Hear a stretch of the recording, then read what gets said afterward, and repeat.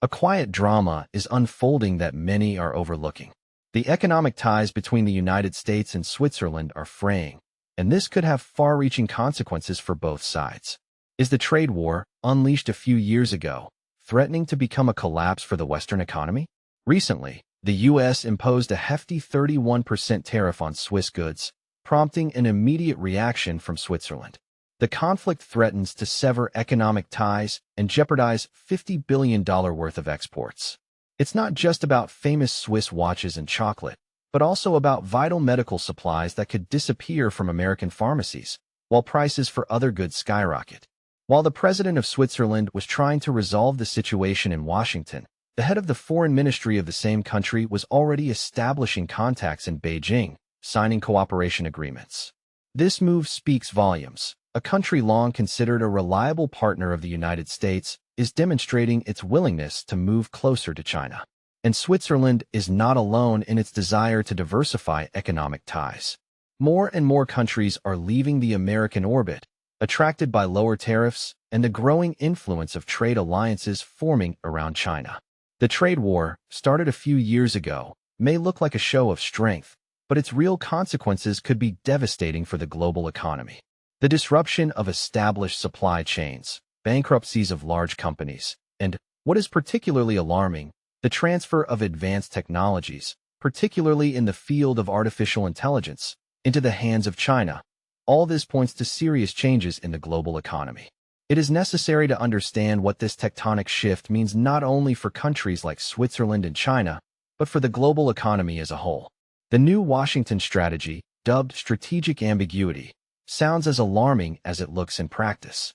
The United States seems to have stopped adhering to the generally accepted rules of the game and is deliberately keeping its partners and adversaries in suspense. Under the Trump administration, America increasingly resembles an economic pendulum that threatens, punishes, encourages, and then suddenly changes direction. This tactic is hardly diplomacy. Rather, it is economic blackmail disguised as chaos. Switzerland, tired of this instability, began looking for a reliable partner in China. At first glance, this may seem surprising, but the details of Swiss Foreign Minister Ignazio Casas's visit to Beijing shed light on the situation. This visit was the first of its kind since 2019. While the world's attention was focused on the internal American battles unfolding against the backdrop of trade wars and technological restrictions, deals were being done in the quiet of the offices that could change the geopolitical landscape. China, without attracting undue attention, methodically strengthened its position, concluding strategically important agreements. During the high-level visit, the parties reaffirmed their intention to resume strategic dialogue and modernize the trade agreement in force since 2014. Against the backdrop of American economic pressure policies, Beijing offered its partners expanded trade ties, simplified market access, and deepened cooperation. Switzerland and China agreed to expand cooperation in areas such as finance, science, clean energy, education, and even winter sports. In addition, 2025 was declared the Year of Culture and Tourism, in connection with which China canceled visas for Swiss citizens, and Switzerland promised to simplify the visa regime for Chinese tourists and entrepreneurs. Notably, parallel to the rapprochement talks in Beijing, the Swiss pharmaceutical company Roche announced an investment of $50 billion. This move was another sign of strengthening economic ties between the two countries. It is likely that this move is driven by Switzerland's desire to protect itself or mitigate Washington's reaction after the recent tariff disputes. The contrast between the actions of China and the United States is striking. China offers cooperation, while America exerts pressure through financial measures. It is worth considering when was the last time a U.S. ally, having been sanctioned by Washington, so openly demonstrated a desire to move closer to China? This is certainly cause for concern. Switzerland is not just a European state. It is a key player on the world stage in sectors such as pharmaceuticals, banking, and precision engineering. The country has traditionally maintained neutrality in geopolitical conflicts. And if even it is now establishing ties with Beijing, it may indicate that neutral states no longer see the United States as a reliable partner. It is particularly significant that both sides reaffirmed their commitment to the UN and the principles of international law, the very principles once championed by the United States. but now increasingly disregarded in favor of tariff wars and unilateral decisions. While America exacerbates trade disputes and alienates allies, China demonstrates a different approach based on patience, agreements, and soft power. Switzerland's shift towards China is not just an isolated case, but rather a harbinger of change throughout the post-war economic system. The global system of trust is undergoing a severe crisis, forcing even traditionally neutral states to seek new paths and strategies. Switzerland, known for its neutrality, is already taking steps to reduce risks, and the question arises as to which country will be next in this process of reevaluation. Of course, one should not expect an immediate abandonment of existing ties from all states. Many remain heavily dependent on the security guarantees provided by the United States, as well as the American financial infrastructure. However, it seems that the trend towards change has already gained momentum. It is noteworthy that this turning point did not begin with the arrival of Donald Trump. Even under the Joe Biden administration, America began to move away from the principles of globalization, actively supporting domestic production and restricting China's access to key technologies. Trump, upon taking office, used more radical methods to dismantle the existing system. The return to tariff policy was presented not only as a way to protect American jobs, but also as a powerful tool for exerting pressure on other countries. In this context, a certain irony arises. Trump has repeatedly stated that the United States is being oppressed, but data from the World Bank indicate a different picture. The average tariff in China is only 3%, which is significantly different from the 67% claimed by Trump. Even if the new tariffs are temporarily suspended, the base rate in the U.S. remains at 10%, which is more than 3 times the equivalent figure in China. While some accuse others of breaking the rules, the Trump team proudly announces the conclusion of more than 200 trade agreements. However, behind this impressive figure lies a multitude of small deals, concluded in the framework of dubious negotiations. There is no overall strategy, no clear plan, only loud statements and chaotic economic diplomacy, built on shock tactics and gimmicks. And ordinary Americans are paying the price for all this. Prices for everyday goods have jumped by an average of 20%. Tariffs reaching an incredible 245% have been imposed on some Chinese goods. This means that electronics, household appliances, toys, and clothing have become significantly more expensive. The population is forced to save money, and even wealthy consumers now think twice before making a purchase. Importers foresaw the impending problems at the beginning of the year. Many rushed to buy goods in advance, before the new tariffs came into force. Now their warehouses are overflowing, and new orders are sharply reduced. Forecasts are disappointing. Imports could collapse by 77% in just one quarter.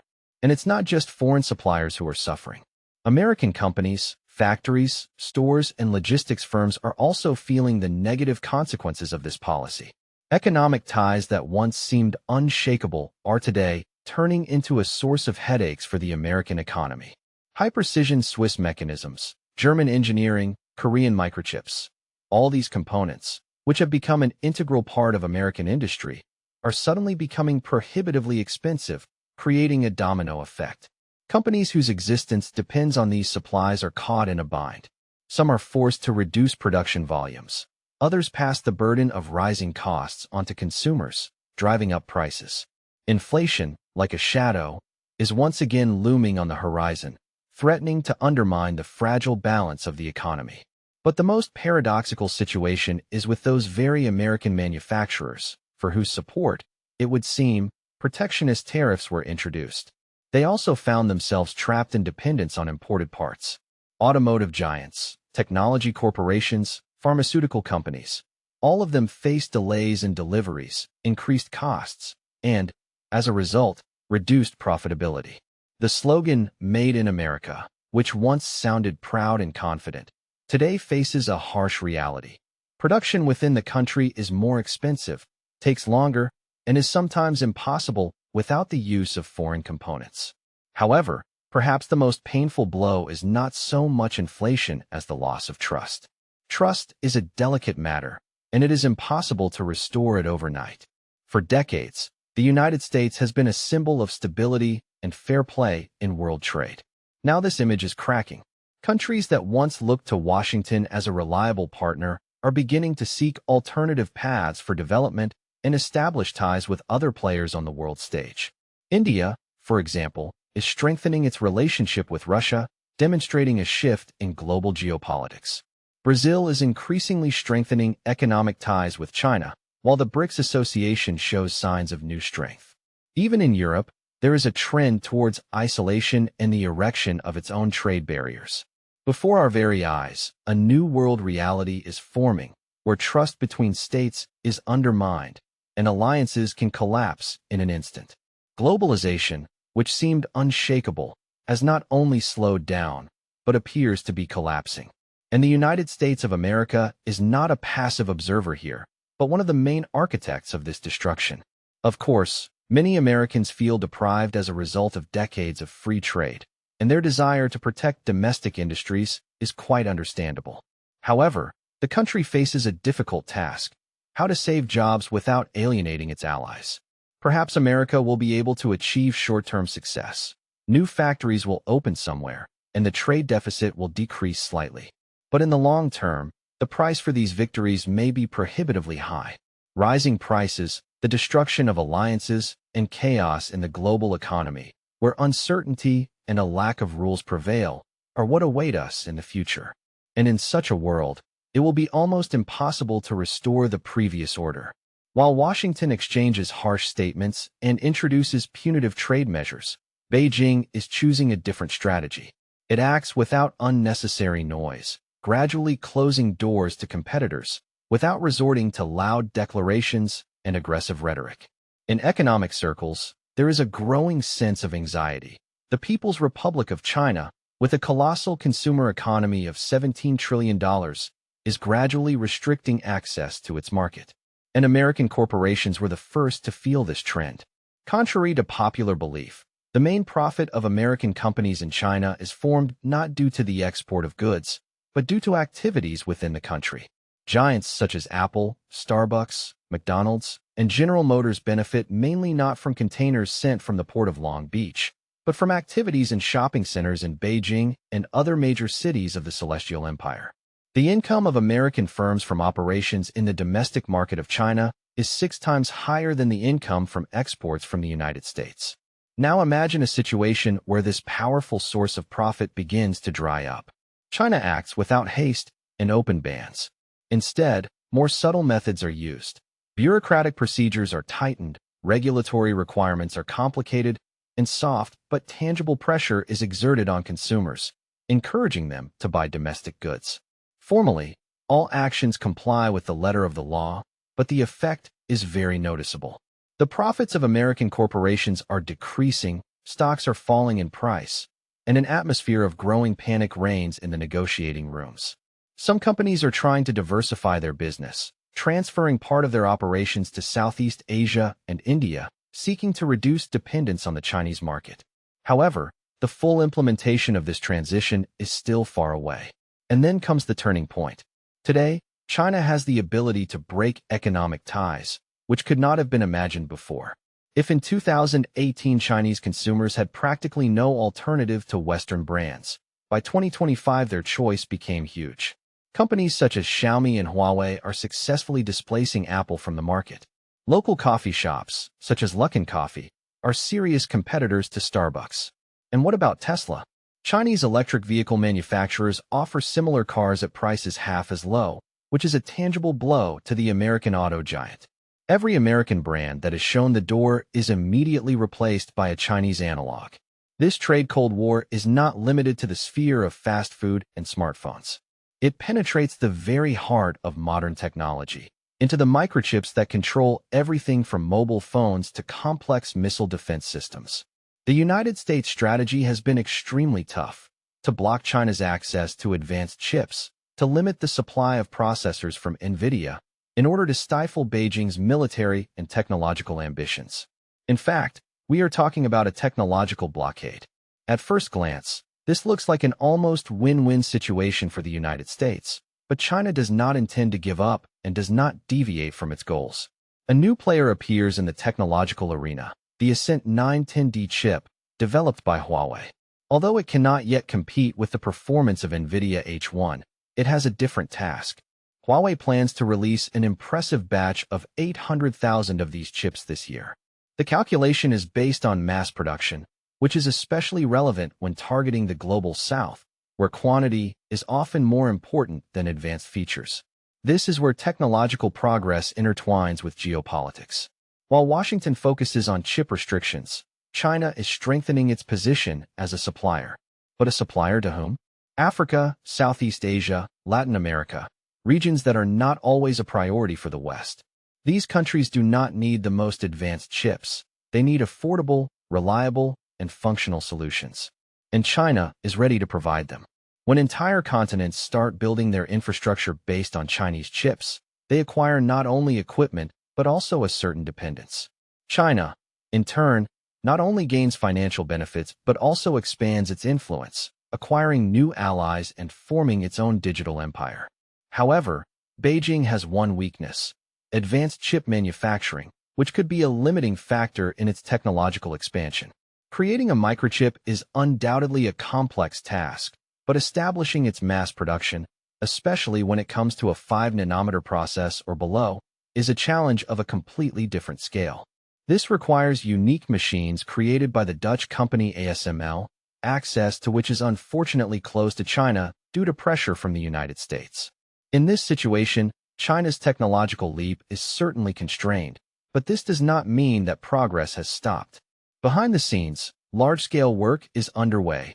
Billions of dollars are being invested in research, development, and equipment procurement. Companies like Huawei and SMIC are working hard to create their own lithographic machines. In this endeavor, they are fully supported by the state, which provides generous subsidies, preferential loans, and political support. And there are already results. China has mastered the production of 7-nanometer chips, and according to some reports, prototypes of 5-nanometer microchips are already being tested in laboratories. If China manages to overcome this technological barrier and establish the production of advanced chips without Western assistance, it will be a turning point in the struggle for global technological leadership. However, for now, this remains only a probability. The production of chips of this level requires the highest precision, many years of experience, and broad international cooperation. Whether China can cope with this task alone remains to be seen.